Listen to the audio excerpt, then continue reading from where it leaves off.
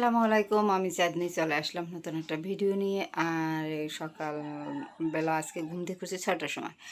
6টা বাজার সাথে সাথে যদি রৌদ্র থাকে তাহলে আমার রুমে রৌদ্র পড়ে যায়। তোমাদেরকে কি বলবো, এখন 7টা বাজে, কেউ কি বলবে যে 7টার সময় এরকমের রৌদ্র আসে আর 6টার সময় পুরো আমার ফেজে রৌদ্র পড়ে। হ্যাঁ, এই দেখো এরকমের রৌদ্র।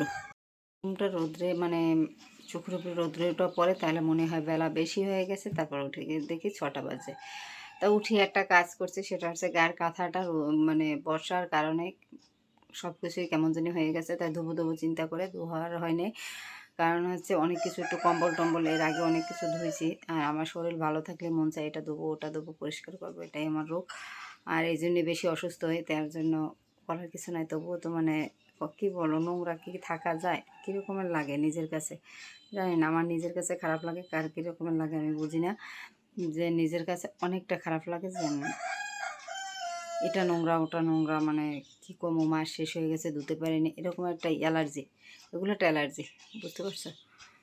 তাই গায়ের কাঁথাটা উঠে 6টার সময় সেই রৌদ্র দেখিয়ে ধুয়ে দিছি। তো ওটা কাছাকাছি করে নিছি, যেন ওটা কাঁচা শেষ হয়ে গেছে। ধুয়ে টুয়ে পরিষ্কার করে বালতি ভরে রেখে আসছি। এখন যাবো ছাদে ওটা রৌদ্র দিতে। ওটা রৌদ্র দিয়ে এসে দেখি কি করে বাসি ঘর দুয়ার ঝাড়ু দেবো, বিছনা বেড়ে ঝাড়বো। বিছনা ঝাড়িনি, এমনি গুছাই রাখছি, ঝাড়া দিনে বিছনা ঝাড়া দেবো, ঘর ঝাড়া দিয়ে ঘরটা মুছবো, ময়লা ফেলাবো। এই কাজ 3টা করে তারপরে যাব বাইরে ক্লাস করতে। তাই কারণ হচ্ছে একটু কাজ আগাই রেখে গেলে সকালবেলা, তাহলে আর আইসা কাজের চাপটা কম থাকবে। আর আজকে রান্নাও করতে হবে আইসা, কারণ কোটাকাটি কিছু করে রেখে যায়নি, আইসে সব করতে হবে কোটাকাটি রান্না বান্না। তা আইসাই করবো। তাই চলো প্রথমত যাই ছাদে, যেয়ে আগে কাঁথাটা রৌদ্র দিয়ে আসি। এটা পরিষ্কার করে নিয়েছি সকালবেলা ঘুম থেকে উঠি 6টার সময় গায়ের কাঁথা পরিষ্কার করছি। সকালবেলা গরম ভাত আর আলু ভর্তা খেতে ইচ্ছা করছে, তা আজকে সকালে পানি ভাত খেতে যাই, তারপর ভাতটা গরম করে নিলাম। তাই নিয়ে নিয়েছি আলু ভর্তা আর গরম ভাত। আর তোমাদেরকে ভিডিও করবো এটা গেছি ভুলে, তারপর চিন্তা করলাম এখন একটু করে দেখিয়ে দিই। দেখো বাইরে থেকে চলে আসে রান্না বান্না করতে হবে, তা আসলাম এখন ক্লাস করে এসে বোকরাটা খুলে তারপরে চিন্তা করছি তোমাদের সাথে একটু কথা বলেনি, তারপর রান্না করে যাব, যে তোমাদের সাথে একটু কথা বলে রান্না করে একটু গোসল টোসল করে এসবো। এই হলো কথা।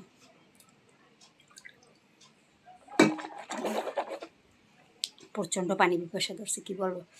একটু পানি খেয়ে নিলাম। ঘর দুয়ার তো ঝাড়ু দেওয়া, এটা করতে হবে না, তাই যা যা রান্না করবো ওইটা তোমাদের সাথে শেয়ার করে দেবো। আজকে কি কি রান্না করতে আসি, চলো রান্নাঘরের দিকে। শশা কুটে নিলাম, শশা দিয়ে ইলিশ মাছ দিয়ে ভাত বসিয়ে দিলাম, ভাতটা প্রায় হয়ে গেছে।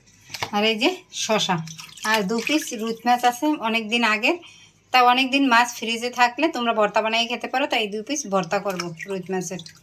আর 3 পিস ইলিশ মাছ ছিল, আর বাকিটা কুটে নেবো এই জায়গা থেকে। তাই 2 পিস ইলিশ মাছের রুই মাছের ভর্তা করে নেবো। পটল দিয়ে রুই মাছের ভর্তা খাবো, দেখি কীরকমের হয়। অন্য রকমের একটা ভর্তা বানাবো আজকে।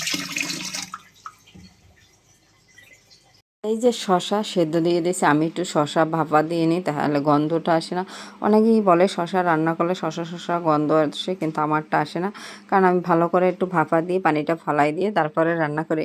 কিন্তু নালে সত্যি একটা গন্ধ আসে, গন্ধটা ভালো লাগে না। আর এই যে ইলিশ মাছ নিয়ে নিয়েছি, আর এই যে পটল আর আলু একটু ভাজি দিয়ে নিয়েছি, কারণ তাহলে ভর্তাটা একটু আটালু আটালু হবে। তাই তাই মাছ ভাজা হয়ে গেছে, এদিকে মাছ বাটা হয়ে গেছে, আর এদিকে আবার মানে করে নিচ্ছি পটল সেদ্ধ করে মাছের সাথে এখন মিক্স করে নেব পটল বাটাবাটি করে। তাই এই যে মাছের সাথে সুন্দর করে মেখে নিই। একটু লবণ কম হয়েছে, তার জন্য লবণটা দিয়ে ভালো করে কষলিয়ে নিতে আসি। আর ভর্তাটা মানে সেই হবে মনে হচ্ছে, যেটা আমার কাছে। আর আমার অনেক দিনের ইচ্ছে ছিল যে একটু মাছের ভর্তা খাবো, অন্য মাছের ভর্তা। সেদিন ইলিশ মাছের ল্যাঞ্জার ভর্তা খেয়েছি, ভালোই লাগছে, কারণ মাওয়া ফেল হয়ে যায়। আর এই হলো ফাইনাল আমার ভর্তা। রান্নাবান্নাও শেষ করে ফেলাইছি, শশা দিয়ে ইলিশ মাছ রান্না করলাম আর করলাম ভর্তা করলাম, দুটোই রান্না হয়ে গেছে। আর এখন বেলা বাজে গেছে 2:30, আমার গোসল বাকি রয়েছে। রান্না করা শেষ, যে রান্না বান্না সব করে নিছি, এখন যাবো গোসলে। তাই গোসলটা করে আসি, বেলা অনেক বেজে গেছে। রান্না করতে গেছি 12:30, এখন 2টা বেজে গেছে, 2টা প্রায় 2:30 বেজে গেছে। তাই আমি গোসলটা করে আসি, তারপরে সব কিছু যে গোসলটা করে আসি। আর যা যা রান্না করলাম তোমাদের তো বললামই, আর ভর্তাটা সেই খাবার কালে তো আর বলবো। তা আগে গোসলটা করে আসি, তারপরে খাওয়া দাওয়া সব চিন্তা। গোসল টোসল করে আসলাম, খাওয়া দাওয়া কিছুই হয় নাই, যে খাওয়া দাওয়া হয়েছে মাথা আশ্রাই নেই। তাই চলো আগে ভাতটা খাইয়ে নিই, পরের চিন্তা পরে করবো। প্রচণ্ড ক্ষুধা লাগছে, যেটা বলে বোঝাতে পারবো না, এত পরিমাণ ক্ষুধা লেগে গেছে। তাই চলো ভাত খাই, ভাত নিয়ে আসি। বসে গেছি যে ভাত নিয়ে, ক্যামেরাটা গোলাটে ছিল। এই হলো আমার ভাত, তোমাদেরকে দেখিয়ে দিই। কি বলবো, বাহিরের সূর্যটা এমন তারা মুখে আসে বলে বোঝাতে পারবো না। এই হলো আমার ভাত আর ভর্তা, দেখতে পাচ্ছ, সেই পটল আলু আর হলো জানি কি মাছ, রুই মাছ, এইটা মিলিয়ে ভর্তাটা করা হয়েছে। যথেষ্ট মজা হয়েছে, যেটা বলে বোঝাতে পারবো না তোমাদেরকে, খেতে কত মজা হয়েছে। একটু আলুটা দিয়েছি, একটু আটালো আটালো ভাব হয়েছে। তাই চলো, যে মাছটা অনেক দিন ফ্রিজে থাকে ওটা খেতে আর ভালো লাগে না, কিন্তু এরকম ভর্তা করলে খাওয়া যায়।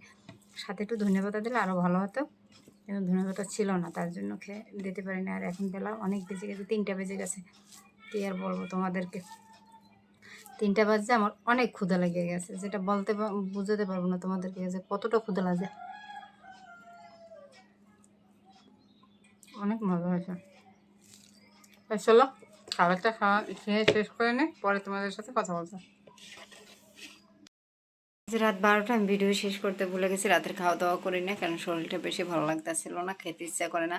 কেন জানি মুখ টুক পুরো তিতা হয়ে গেছে, দাঁতের গোড়া টোড়া বুঝতে পারতেছি না, মানে কোনো কিছুই খেতে লাগে না। কি বলবো, যে তার ভিতর যে কিছুটা খাবো ওটা মন চায় না, যেন খালি শুধু খেলেই বমি বমি ভাব আসে।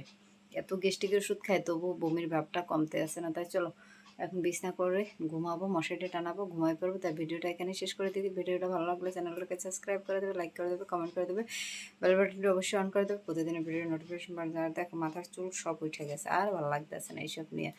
শরীর ভালো না থাকলে কোনো কিছু নিয়ে যত্ন করা বা কোনো কিছু করা কোনো কিছুই ভালো লাগে না।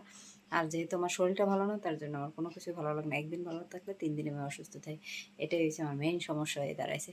তাই চলো এখন আর কিছু কথাবার্তা কোনো কিছু ভালো লাগতেছে না। এখন মন চাই যে বিছনায় গা দেবো, প্রচণ্ড গরম লাগতেছে, ফ্যানটা ছাড়বো। এত পরিমাণ গরম লাগে সেটা বলে বোঝাতে পারবো না যে কি পরিমাণ গরম লাগতে আছে। ঠিক আছে, তো চলো এখন গুড নাইট, আল্লাহ হাফিজ। আগামীকালকে আবার নতুন ভিডিও নিয়ে আসছি।